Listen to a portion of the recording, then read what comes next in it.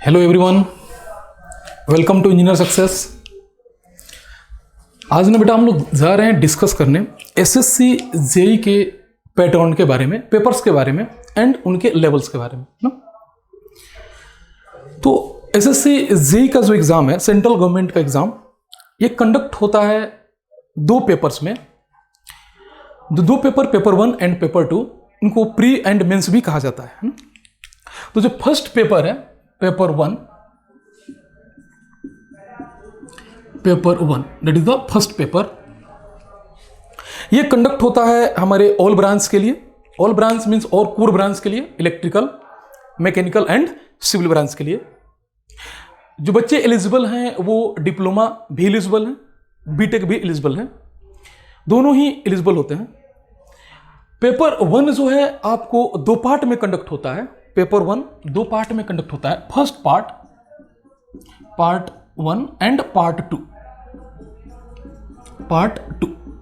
The first part, ये पूरे non tech part होते हैं, नॉन टेक्निकल पार्ट, जिसमें आपको reasoning and GS, general science, general awareness and reasoning, ये आपके बेसिकली दो कैटेगरी होते हैं इनके। ये जो फर्स्ट पेपर है ये कंबाइंड रूप से 200 मार्क्स का होता है। कंबाइंड रूप से 200 मार्क्स का होता है। इस 200 मार्क्स में 100 marks for technical and 100 marks for non tech. 100 marks for non tech, non technical, ठीक है। दोनों ही पार्ट की इक्वल वेटेज है पेपर 1 में। पेपर 1 में नॉन टेक्निकल एंड टेक्निकल दोनों ही पार्ट की इक्वल वेटेज है। जो नॉन टेक्निकल पार्ट है ये बेसिकली आपके पास दो पार्ट के होते हैं ना।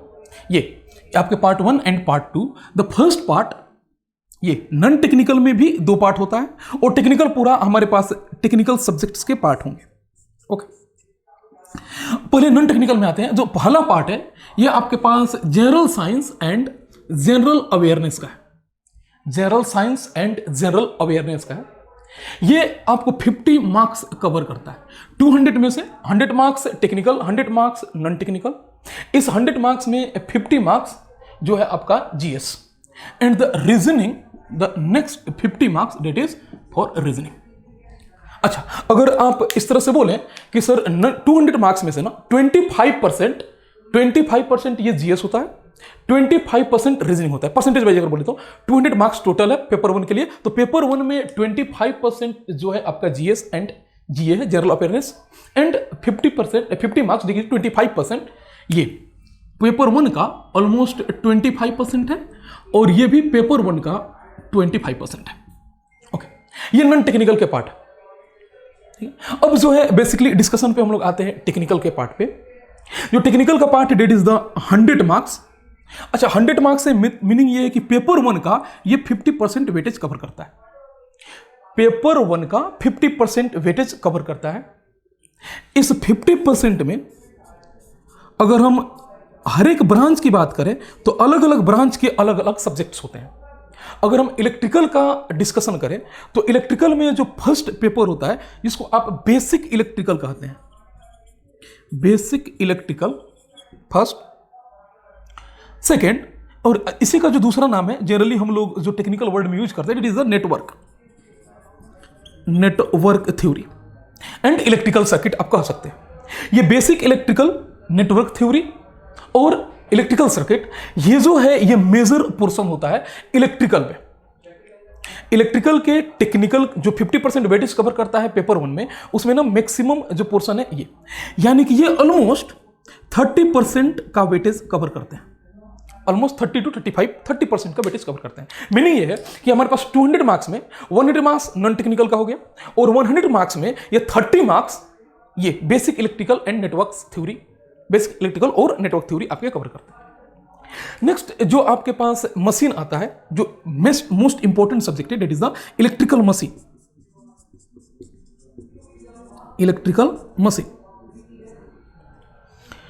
the second important subject, that is the electrical machine. Again it will cover ये almost 30 to 35%, ये 25 to near about 30% का ये भी वेटेज कवर करता है। यानी कि ये जो दो सब्जेक्ट हैं टेक्निकल के electrical machine and basic electrical, ये ना ऑलमोस्ट 60% ऑफ कवरेज लेके आते हैं टेक्निकल का। तो ये नॉन टेक तो हमको करना है, नॉन टेक डेफिनेटली टेक्निकल के जो मेजर पोर्शन है, that is the network and machine.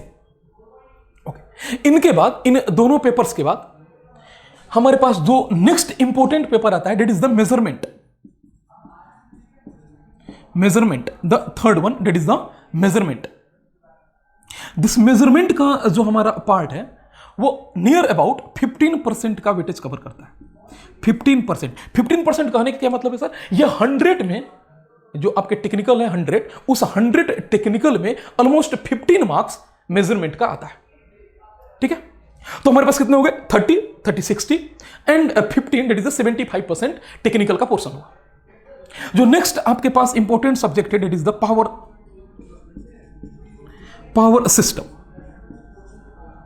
Power system again near about 15% weightage cover करता है, नियर अबाउट 15%। ये आपके थोड़े बहुत ऊपर नीचे भी हो सकते हैं, है ना, 1-2% ऊपर नीचे भी हो सकते हैं, बट ये नियर अबाउट 30%, ये नियर अबाउट 15%, अगेन यहां 15%, तो ऑलमोस्ट हमारे पास 19% का कवरेज हो गया।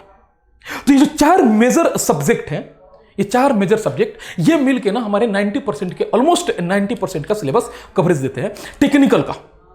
और ये इक्वलिटी, ये जो आपके पास टेक्निकल जितने आपके पास वेटेज इनका है, उतना ही पेपर 1 के लिए ये भी इंपॉर्टेंट है, नॉन टेक्निकल में। बेसिकली हम लोग इसमें ज्यादा फेमिलियर होते हैं टेक्निकल में, और नॉन टेक्निकल में ज्यादा फेमिलियर होते नहीं है, बट पेपर 1 के लिए ये भी उतना ही इंपॉर्टेंट है जितना कि हमारा टेक्निकल है। ठीक है, बट हम नॉन टेक्निकल की डिस्कशन कर नहीं रहे, हम अभी जो डिस्कशन कर रहे हैं that is the about technical part. ठीक है, नेक्स्ट जो हमारा सब्जेक्ट आता है that is the basic electronics.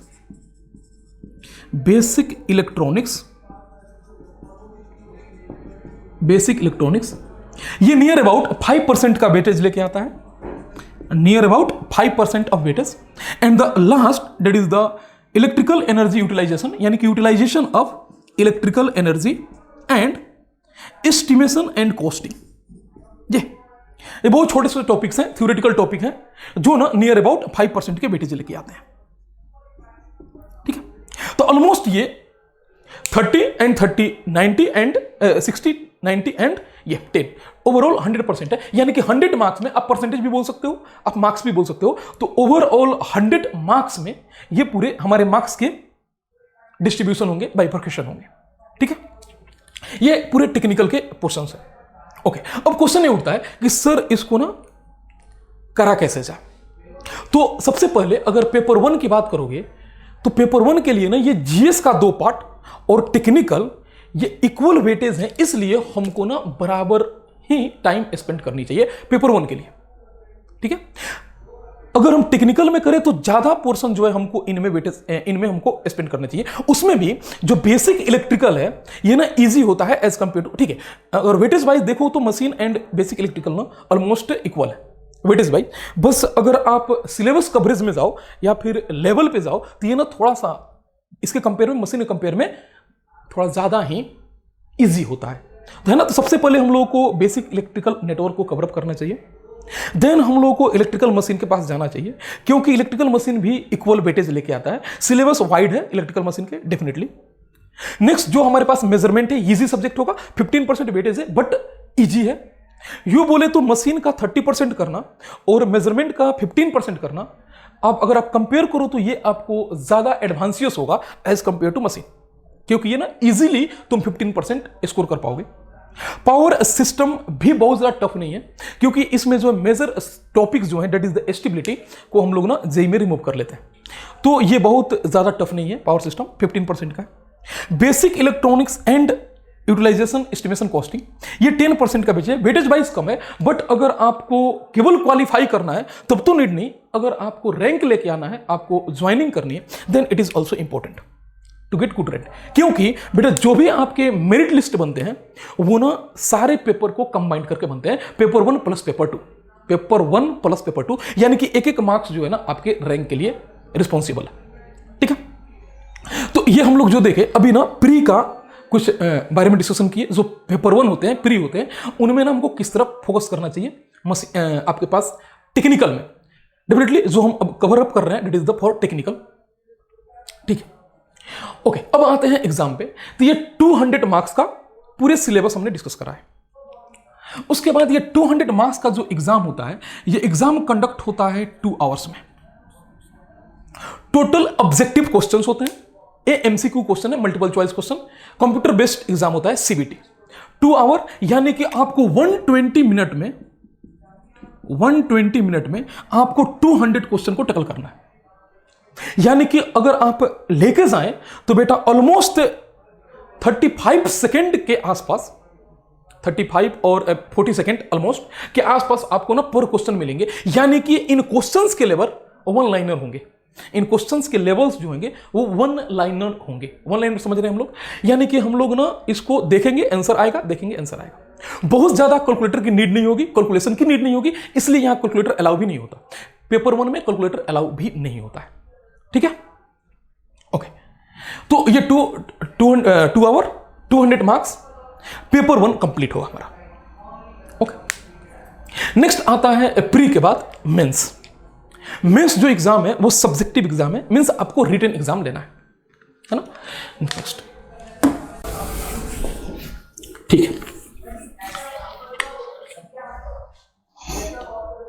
Next that is the paper 2।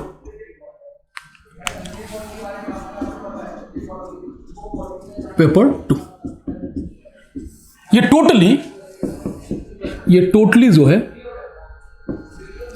Totally जो है आपके पास एग्जाम होता है टेक्निकल। ये टोटल टेक्निकल एग्जाम है, टोटल टेक्निकल एग्जाम है, ये टोटली टेक्निकल एग्जाम है। एग्जाम होता है टेक्निकल, बट ये होता है रिटन एग्जाम। यानी कि आपको जो आंसर्स लिखने होंगे ये सब्जेक्टिव टाइप एग्जाम होगा, कन्वेंशनल पेपर जिसको आप कहते हैं। ये ना आपको पेपर्स होंगे, ऑफलाइन मोड होगा, पेपर्स होंगे और आपको आंसर्स लिखने होते हैं इसमें। ये पेपर 2 का एग्जाम जो है पूरे टेक्निकल है, जिसमें आपके 6 क्वेश्चंस होते हैं, 1 2 3 4 5 एंड 6। ये बेसिकली आपके 6 क्वेश्चंस होते हैं। इन 6 क्वेश्चंस का जो वेटेज होता है ओवरऑल 300 मार्क्स का होता है। और ये 300 मार्क्स के लिए जो पेपर कंडक्ट होता है ये 2 आवर का होता है। पेपर 1 भी 2 आवर का, बट 200 मार्क्स के लिए ऑब्जेक्टिव टाइप सीबीटी। पेपर 2 जो है 300 मार्क्स, 2 आवर, सब्जेक्टिव क्वेश्चंस है ना। 6 क्वेश्चंस है, आउट ऑफ 6 आपको एनी 5 आंसर्स करने होते हैं, आंसर्स लिखने होते हैं। डेफिनेटली आपको एनी 5, डेफिनेटली इस फर्स्ट 1 2 3 4 5 ये जो आपके क्वेश्चंस हैं, इन सारे क्वेश्चंस में भी ना A B C and D, इस तरह A B C and D, इस तरह से इन 6 क्वेश्चंस में जो है आपको ऑलमोस्ट 1 to 4 पार्ट होते हैं, या कम से कम 1 पार्ट तो होगा नहीं, कम से कम 2 होते हैं, मिनिमम 2 ही होते हैं, 2 से कम तो होंगे नहीं कभी भी। यानी कि 2 क्वेश्चंस होंगे, 2 पार्ट होगा या 4 पार्ट होगा, यानी कि कम से कम 2 और मैक्सिमम 4 पार्ट होते हैं हर एक क्वेश्चंस में। यानी कि सारे क्वेश्चंस में 6 क्वेश्चंस है, इन सारे क्वेश्चंस में ये 4 पार्ट है, मिनिमम 2 मैक्सिमम 4 पार्ट है। आप जिस भी क्वेश्चन को स्टार्ट करोगे, आप जो भी क्वेश्चन आप अटेम्प्ट लोगे, यानी कि मान लो कि आपके पास 6 क्वेश्चन है, हम मान लो 1 3 4 5 एंड 6, हम 2 अटेम्प्ट नहीं ले रहे हैं, तो जो भी आप अटेम्प्ट लोगे ना वो पूरी पार्ट उसकी करनी है आपको। ये अगर क्वेश्चन 1 आप स्टार्ट करोगे तो क्वेश्चन 1 की चारों पार्ट, 3 पार्ट होंगे तो 3 पार्ट, 2 पार्ट होंगे, यानी कि जो भी आप क्वेश्चन स्टार्ट करोगे उनके सारे पार्ट करने हैं। ठीक है, आप किसी एक पार्ट, कंप्लीटली पूरे एक पार्ट को आप स्किप कर सकते हो, एक पार्ट आपको छोड़ सकते हो, यानी कि किसी 5 को आंसर देना है, लेकिन जो भी आप पार्ट उठाओ उन पार्ट में कंप्लीट क्वेश्चंस आपको टैकल करने हैं।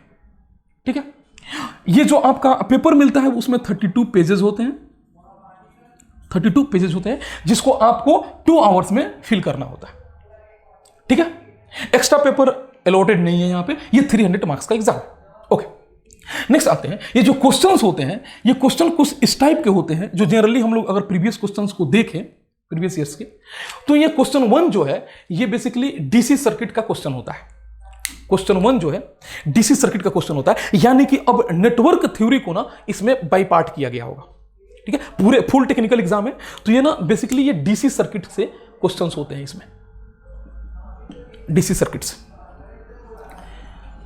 अगर क्वेश्चन नंबर 2 को देखें तो ये बेसिकली मैग्नेटिक सर्किट का क्वेश्चन इसमें होता है। मैग्नेटिक सर्किट का क्वेश्चन इसमें होता है। तो DC circuit, magnetic circuit. Question number 3 में जो है एसी सर्किट एंड मशीन्स के क्वेश्चंस होते हैं, मशीन्स के।